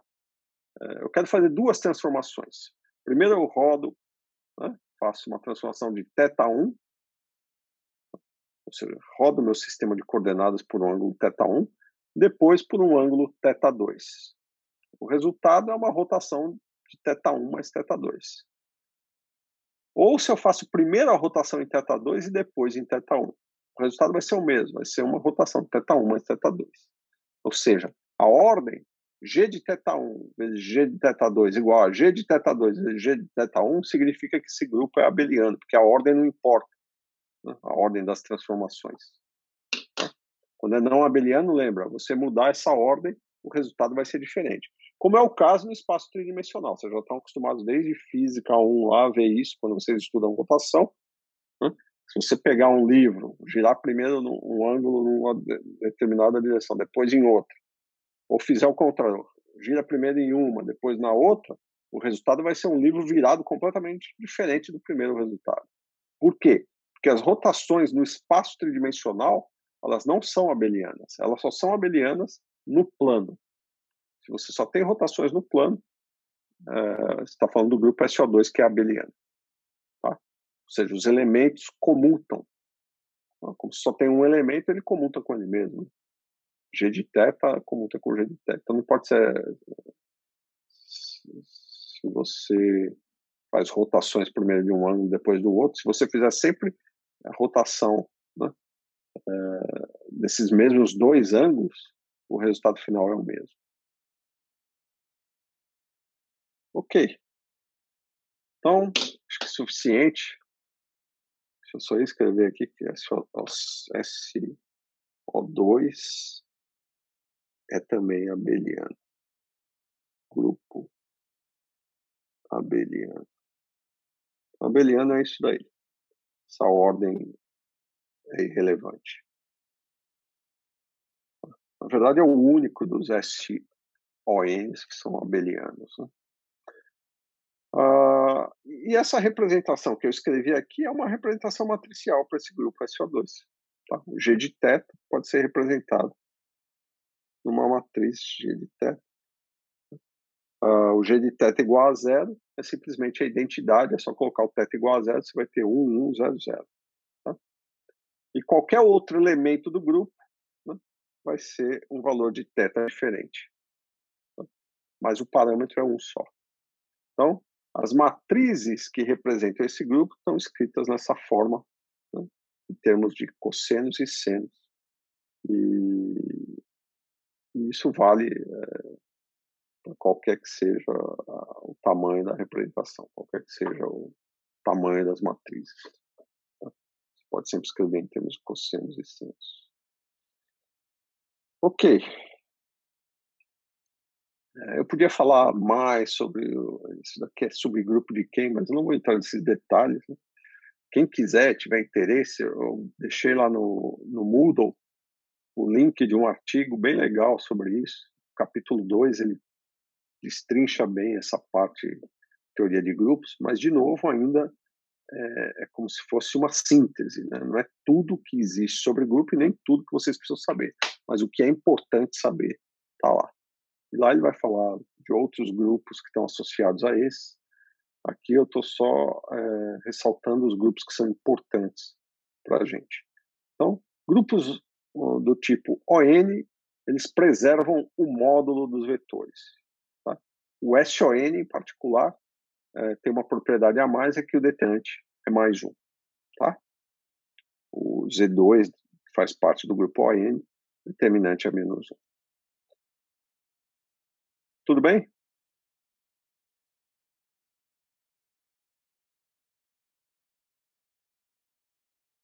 Ok.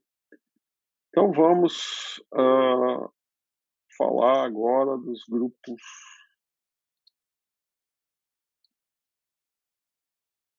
unitários. São os grupos mais importantes para a gente.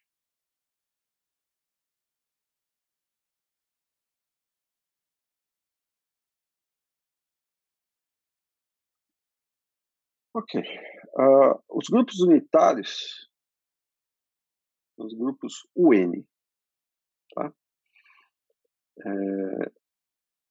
Eles são semelhantes em algum aspecto aos grupos ON no seguinte sentido. Eles também mantêm invariante o módulo dos vetores, só que agora vetores no espaço complexo. Tá?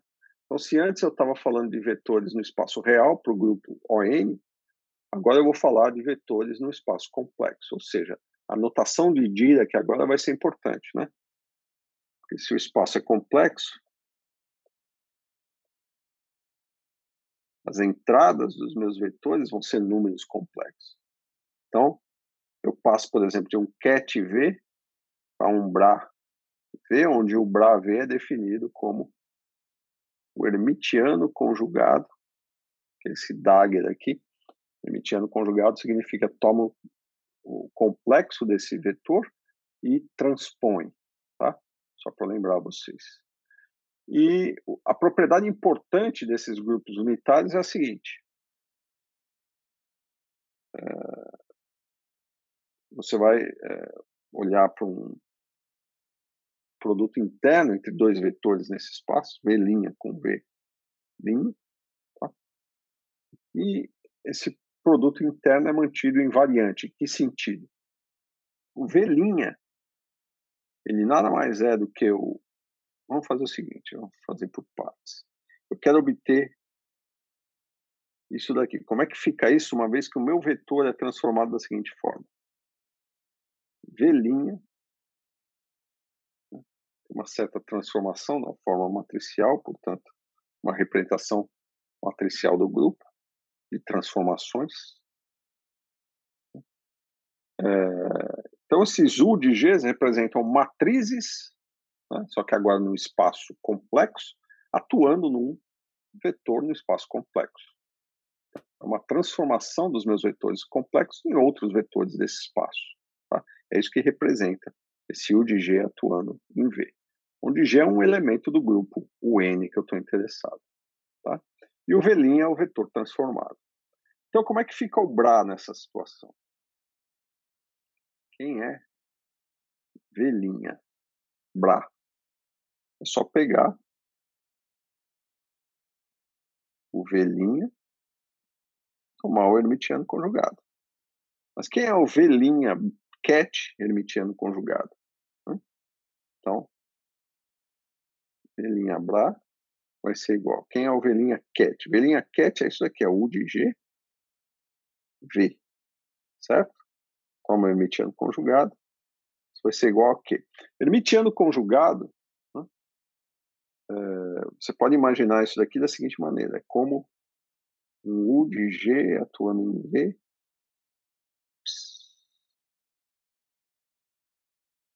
U de G atuando em V. Hermitiano conjugado. Que é a mesma coisa que U de G atuando em V, bra. Só que o bra ele tem essa propriedade. Quando você tem um operador aqui, eu quero tirar esse operador do bra, tem que lembrar que eu estou falando do espaço que é o espaço dual. Então, isso aqui é um U, ele sai aqui como U dagger. Tá? Mas isso é fácil de entender se você pensar da seguinte forma. Isso aqui é uma matriz, certo? Então, vamos entender o que acontece. Isso aqui é uma matriz. Então, pensa numa matriz qualquer, M, atuando num certo vetor de dimensão N. Se eu pegar o hermitiano conjugado disso, ele é o hermitiano conjugado de V, quer dizer, ele é o hermitiano conjugado de V vezes o hermitiano conjugado da matriz. Você troca a posição.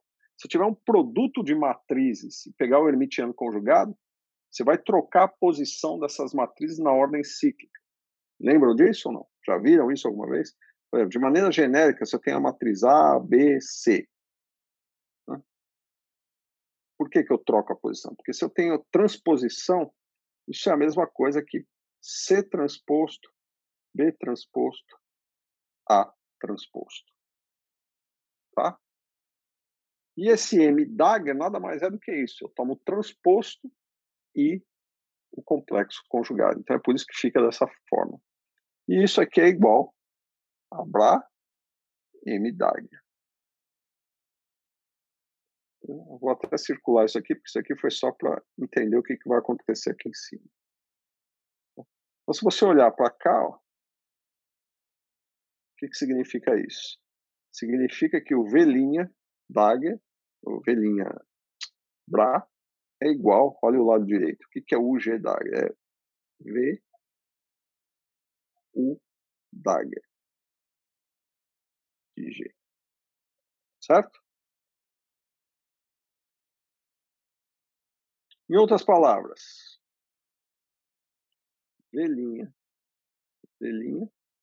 é igual V U dagger de G vezes U de G V. Se eu quero manter isso daqui invariante, esse produto interno invariante, quero que isso seja igual a V vezes V, e essa é a exigência para definir esse grupo como grupo unitário, então necessariamente esse produto tem que ser igual à identidade. Ou seja, o produto de matrizes dessa forma, U dagger vezes U, e da mesma forma U vezes U dagger, igual à identidade, é o que caracteriza o que a gente chama de grupo de matrizes unitárias. Tá? Esse aqui é o que a gente chama de grupo de matrizes unitárias. E o grupo de matrizes unitárias, né, de dimensão n, é o chamado UN. Tá? Ou seja, se esse produto, o dagger G vezes U de G, que é igual U de G vezes U dagger de G, é igual à identidade, tá? Então isso implica que o U dagger de G é igual ao inverso de U de G, tá? Isso é o que define o chamado grupo de matrizes unitárias ou grupo UN. Agora, isso é o que a gente costuma chamar de rotações, né, num espaço vetorial complexo. Isso é o equivalente das rotações no espaço vetorial euclidiano, né, onde os números, as entradas dos vetores são todas reais. Só tem uma pequena diferença. Da mesma forma que tem que o grupo ON se decompõe num grupo SON vezes um Z2, algo semelhante acontece no caso dos grupos UN. Tá? E o que é isso? O que acontece nesse grupo UN de semelhante? Vamos olhar para o grupo U1, que é o mais simples dele. U1. Quem é o U1? É um grupo que atua no espaço de dimensão 1. Tá? Mas o espaço de dimensão 1, quando você está falando de números complexos, na verdade, vamos colocar aqui como exemplo.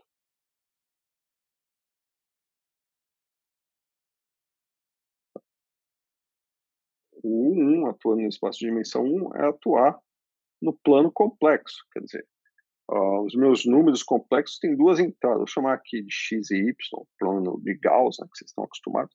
Então, o número complexo aqui ele tem duas entradas, uma entrada real, que é o x, e outra imaginária, que é o y. Tá? Então, ele tem duas maneiras de representar esse ponto P. Né? Ele é x mais yi. Outra maneira é o tamanho do vetor. Então, o vetor aqui ele tem um tamanho, vamos chamar de ρ, é o tamanho desse vetor vezes e elevado a i, se esse ângulo é θ, elevado a i. Vamos chamar de outro número, só para chamar de ômega. Elevado a i ômega. Tá? Todo mundo se lembra disso, de números complexos? Alguém tem alguma dificuldade aqui? Eu posso escrever de uma maneira ou de outra. Em vez de chamar de x, y, eu vou chamar A mais B. A mais B, significando que esse ponto tem coordenadas A no eixo x e B no eixo y. Tá? Sendo que o ρ é o quê? O ρ é o módulo do vetor, portanto, ele é igual a raiz de A ao quadrado mais B ao quadrado, né? Ou seja, é a hipotenusa desse triângulo formado pelos lados A e B. E o E elevado a I ômega é aquele velho número complexo que vocês estão acostumados, que é o cosseno mais I seno de ômega. Tá? Então, se você imaginar que o cosseno mais I seno ômega, na verdade, são coordenadas de algum ponto no círculo unitário, quando eu multiplico ele pelo ρ, que é a distância desse ponto até esse ponto, da origem até o ponto P, né? Da origem até o ponto P, eu tenho um vetor que tem tamanho ρ, que é raiz de A ao quadrado. Se eu multiplicar esse ρ pelo círculo, pelas coordenadas do círculo unitário, né? Esse valor de ômega define esse ponto, que é justamente esse vetor que tem tamanho ρ, com coordenadas cosseno de ômega, né? Vezes ρ, mais I seno de ômega vezes ρ. Ou seja, essas duas coordenadas. São as duas maneiras de representar esse número complexo, esse ponto P. Agora, o que é o U? O U é uma rotação no espaço, só tem uma dimensão. Só que uma dimensão em números complexos, como eu falei, tem coordenadas reais e imaginárias. Então, o U1 é uma rotação nesse plano complexo. Então, se eu pegar esse vetor e rodar por uma quantidade, né, trazê-lo até aqui, por exemplo,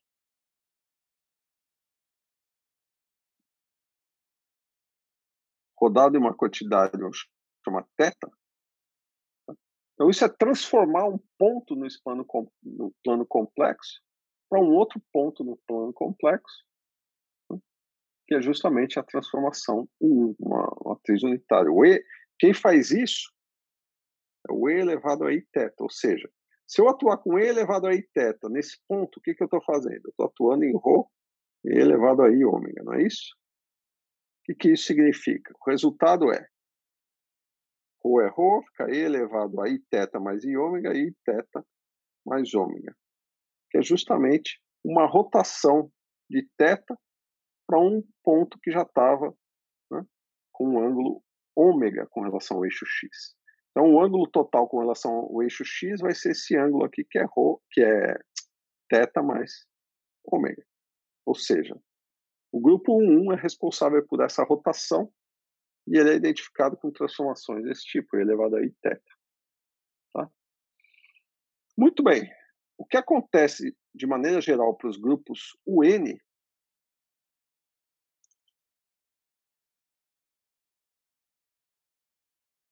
é que ele se decompõe em SUN vezes o grupo 1. Tá? Ou seja, o SUN é o conjunto de matrizes unitárias, né, que preservam, então, o módulo ao quadrado de um vetor no plano complexo, com uma condição a mais, determinante, né, dessas matrizes é igual a 1, mais 1. Tá? O 1 é uma fase, que a gente chama de fase, E elevado a Iθ, é uma rotação de θ. Então, se eu não estou preocupado com essa fase, é óbvio que o determinante dessa fase não é 1, é sempre o E elevado a Iθ, que é um número. Estou preocupado só com as rotações nesse espaço complexo, então eu estou preocupado não com o N, mas com SUN. Tá? Então, isso define as rotações no plano complexo, de N dimensões desse espaço, que é realizada por matrizes unitárias, ou seja, cuja propriedade é que essa matriz, vezes o complexo conjugado transposto dessa matriz, me dá a identidade, com uma condição a mais, que é o determinante dessas matrizes, tem que ser 1. Tá? Isso define os grupos SUN. de maneira geral. Tá? Ou seja, o determinante, quando eu falo determinante aqui, eu quero dizer que o determinante, tá, de uma transformação qualquer U de G, né, é igual a 1, quando eu estou me referindo ao grupo SUN. Esse fator, que é chamado uma fase, é o grupo 1. Então, todo grupo UN se decompõe nesses dois fatores. Tá? Muito bem. Alguma dúvida até aqui? Perceberam que essas rotações no plano complexo é só uma generalização que a gente tinha dos ON, só que lá a gente tinha o que aparecia no produto aqui era uma reflexão, aqui não, aqui é uma fase. Porque eu estou falando de um espaço unidimensional, né, que não é realmente uma única dimensão, porque é um plano complexo, tem duas coordenadas, então isso acaba virando uma rotação, né, nesse espaço de dimensão 1. Tá? Então, no caso, a rotação é só um exemplo de vários dos espaços que pode ter de transformação. A rotação usual que vocês estão acostumados, no espaço vetorial, tridimensional, é um exemplo dos o mais simples é no plano, né? O SO2. Tá? Aqui nós temos uma generalização para o espaço complexo. Só que isso tem implicações, né? Esse grupo, que é chamado grupo SUN, ele tem essa propriedade, não só para o SUN, para o UN também. Ele é constituído de matrizes unitárias. Tá? Unitárias no seguinte sentido, que o U-Dagger é igual ao inverso, como a gente colocou aqui, igual ao inverso do U. Tá? Então, essa o característica Dagger vezes foi U, deduzida ou ela igual foi a... definida? Não, aqui, eu quero manter... Tá, que eu quero manter? Eu quero okay. manter essas rotações nesse espaço, né? Quero manter esse produto interno invariante. Para isso, eu tenho que esse produto tem que ser identidade. Então, isso é uma consequência da minha exigência de que as rotações nesse espaço complexo preservem o módulo dos vetores. Tá? Então, tá aqui, para preservar. Isso aqui não é um módulo de V' ao quadrado. Ele é idêntico ao módulo de V, quer dizer, ele ou ele transformado tem o mesmo módulo. Tá?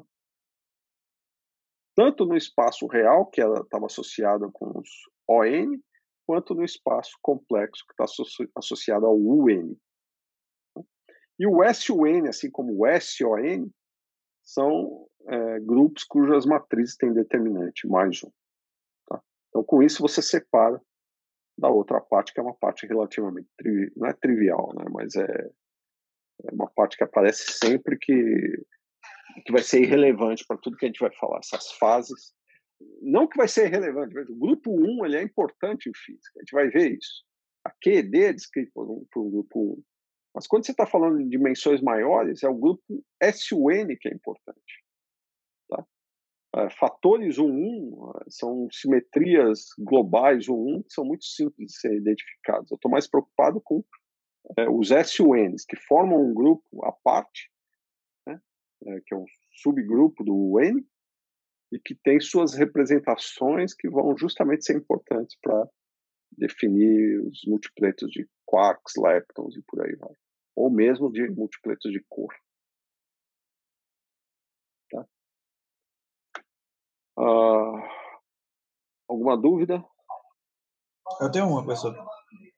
Diga. É só de onde é que veio a ideia de que o determinante desse SUN é 1? De onde é que está vindo essa ideia? Eu entendi de onde é que veio a I-θ, que ele vem da propriedade da rotação, anterior já feita, mas eu não estou entendendo o SUN aí, as definições que ele está tendo. Certo. Vamos ver se eu consigo dar uma explicação simples para isso. Vamos escrever tudo para as ortogonais. Para ortogonal isso é bem direto, mas no caso do UN, você tem que lembrar que tem aquela fase de 1. Né? O determinante de uma ortogonal é igual do produto, né? O determinante da matriz ortogonal de G vezes o determinante O de G.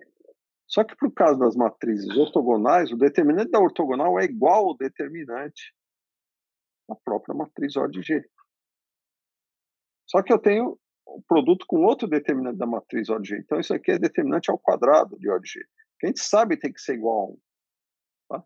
Tem que ser igual a 1 porque é identidade, né? O determinante da identidade é 1. Tá? Então, o determinante do lado esquerdo é uma coisa, o determinante do lado direito é 1. Só que o determinante do lado esquerdo me dá determinante ao quadrado de O de G. Então, isso implica que o determinante de O de G é igual a mais ou menos 1. Tá? O menos 1 aparece quando você tem o Z2. Se eu desmembrar o Z2 do O, N, aí só sobra o determinante O de G mais 1. No caso do UN, a demonstração não é a mesma, porque tem que lembrar que o UN ele se decompõe em SUN e a fase. Tá? O que eu vou ter? Eu vou ter que o determinante de U Dagger de G vezes U de G é 1. Se você pegar dos grupos UN, separar em SUN produto U1, o U1 está associado a matrizes que são simplesmente uma fase, E elevado a I θ. Qual é o determinante de E elevado a I θ? É o próprio E elevado a I θ. Tá? E quem é o determinante das matrizes de SUN? Esse sim vai ser igual a 1. Ele é semelhante com o caso do ON. O ON eu chego à conclusão que eu tenho que ter mais ou menos 1. Né? Então, ou é mais 1 ou menos 1. As duas possibilidades são admissíveis. Só que o menos 1 vem de quando eu tenho as reflexões embutidas, né, nas transformações. Lembra? O x muda para menos x, mas o y não. Então, a matriz é 1 menos 1, o determinante é menos 1. Então, nessa situação, eu tenho o menos 1. Tá? Quando eu tenho só o SON, o determinante é mais 1. Tá? Então, se eu tiro esse menos 1, significa que eu estou subtraindo o Z2. Tá? Mas eu observo que se eu pegar o UN, o determinante da matriz não vai ser 1, vai ser E elevado a I θ. Se eu tirar o U1, só sobra o SUN. O S de simple implica que eu tenho uma condição extra. Quer dizer, tirar uma fase é a mesma coisa que exigir que o determinante dessas matrizes seja a identidade. Então é óbvio que, sendo que o Dagger é a inversa de U, o determinante disso daí é igual a 1. Né? Mas não é tão óbvio assim que isso implica que o determinante de U, as matrizes das representações dos grupos SUN, sejam a identidade. Ou seja, tá? Isso não é necessariamente verdade. Vamos mostrar que, de fato, é isso que acontece. Então, aqui embaixo, eu reproduzi, né, o determinante. O Dagger é U transposto estrela vezes U. Isso é igual ao produto dos determinantes de U Dagger vezes U. Tá aqui. O determinante da transposta é o determinante da própria matriz, então eu posso aqui trocar, né, tanto faz qual é a operação que eu tomo primeiro, se é a transposição ou a conjugação de carga. Então isso é a mesma coisa que o conjugado de carga transposto. Só que o determinante de uma matriz transposta é igual ao determinante dessa matriz. Portanto, isso daqui é igual ao determinante de U G estrela, tá? Sem a transposição. E aqui eu só copiei. Por outro lado, você pode mostrar, né, que o determinante de uma matriz complexo conjugado é igual ao complexo conjugado do determinante dessa matriz, ou seja, isso daqui. Então, o que eu tenho aqui no final das contas? Determinante, complexo conjugado vezes determinante. Portanto, isso aqui é o módulo ao quadrado do determinante de U. Então, eu posso escrever assim: módulo do determinante de U de G ao quadrado igual a 1. Então, isso necessariamente implica, já que o determinante de U de G é um número complexo, né, que U de G determinante é igual a uma fase, E elevado a I vezes θ. Bom, a gente já sabe que o U1 é uma fase. Então, quando eu olho aqui para essa relação, onde E elevado a Iθ está associado ao próprio U1, o determinante de UN é o E elevado a Iθ, então o determinante de SUN tem que ser necessariamente igual a 1. Tá? Isso encerra essa pequena demonstração. Só uma última dúvida. A do SON, ela representa o que mesmo? São um conjunto de matrizes do quê? São as rotações no espaço de dimensão N. Tá bem. Ok? Então, o SUN é isso. São matrizes unitárias que atuam no espaço vetorial complexo e cujo determinante é mais 1. Na próxima aula, a gente vai falar do seguinte. Eu vou mostrar como é que se acha, por exemplo, vou dar o exemplo de alguns grupos, né? Do SU2, a gente vai achar a representação e achar o que a gente chama de gerador do SU2, SO2, só para mostrar como é que se acha os geradores de uma álgebra de Lie, tá? E isso vai permitir que a gente ache, por exemplo, a matriz de Pauli. É a partir daí que a gente chega na matriz de Pauli, tá? Pelo menos uma delas. Se vocês fizessem para o SO3, vocês achariam as 3 matrizes de Pauli. E isso vai ser a base para a gente entender como é que a gente define os geradores de SUN. Tá bom? A gente vai falar em particular do momento angular, vai mostrar a álgebra importante do momento angular, que é a base para todos os grupos SUN. Ou seja, como a gente usa os geradores para obter tudo que a gente precisa da álgebra de Lie. Isso vai ser a aula que vem. Se der tempo, eu falo de um ou outro exemplo usando spin, que é o que é relevante, né, para nós. E, em seguida, eu vou ser capaz de falar dos grupos SUN, em particular do grupo SU2 e do grupo SU3. O SU3 vai ser importante porque vocês vão conseguir entender que, a partir das representações do grupo SU3, por que os hadrons são constituídos de quark-antiquark ou de 3 quarks. Então, para entender essa física, é necessário toda essa álgebra que eu estou apresentando aqui.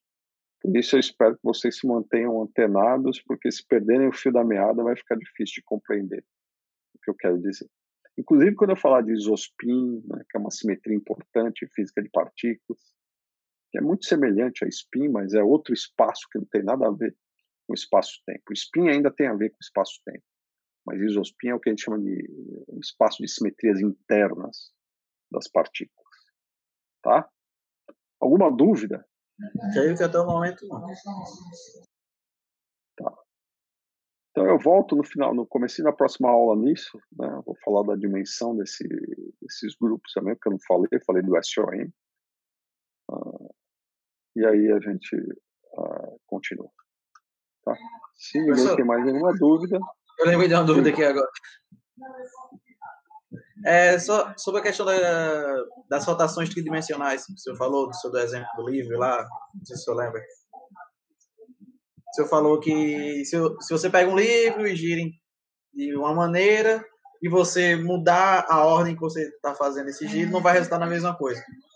Certo. Eu queria saber se eu tenho algum material para dar uma lida sobre como é que funciona essa simetria. Olha para essa caixa aqui, tá vendo? Sim. Vou fazer uma rotação. Suponha que esse eixo que está aqui, para você, é o eixo Y. Tá? Okay. O eixo que aponta para você é o eixo X. E o eixo para cima é o eixo Z.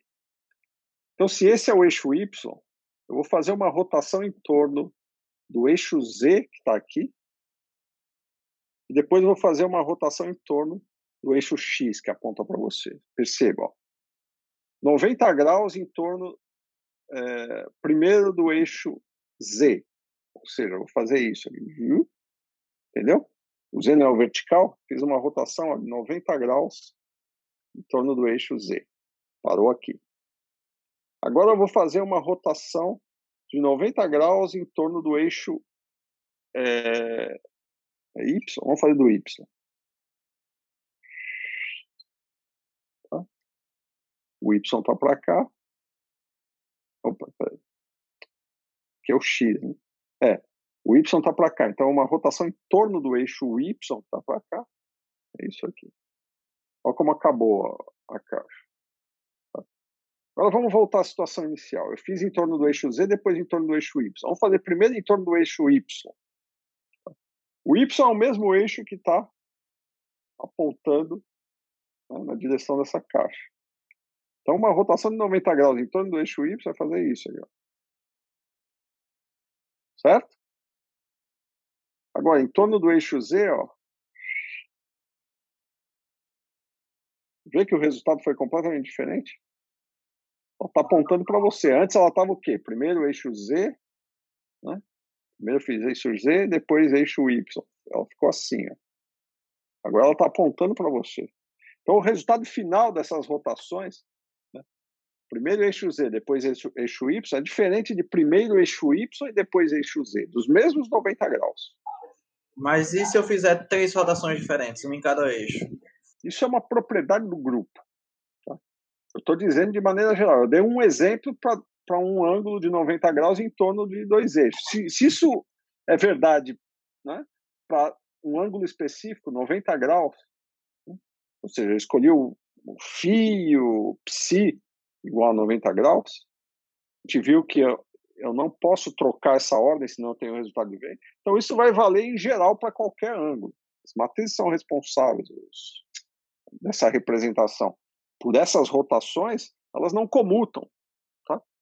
Se não comutam para um ângulo, em geral, elas não comutam para nenhum ângulo. O que eu falei para vocês é que isso tem que valer para quaisquer matrizes do grupo. Tá? Significa que elas não vão comutar. Entendeu? Então, é que eu peguei para, quando o senhor falou isso, eu fiquei fazendo alguns exemplos só para ver como é que era.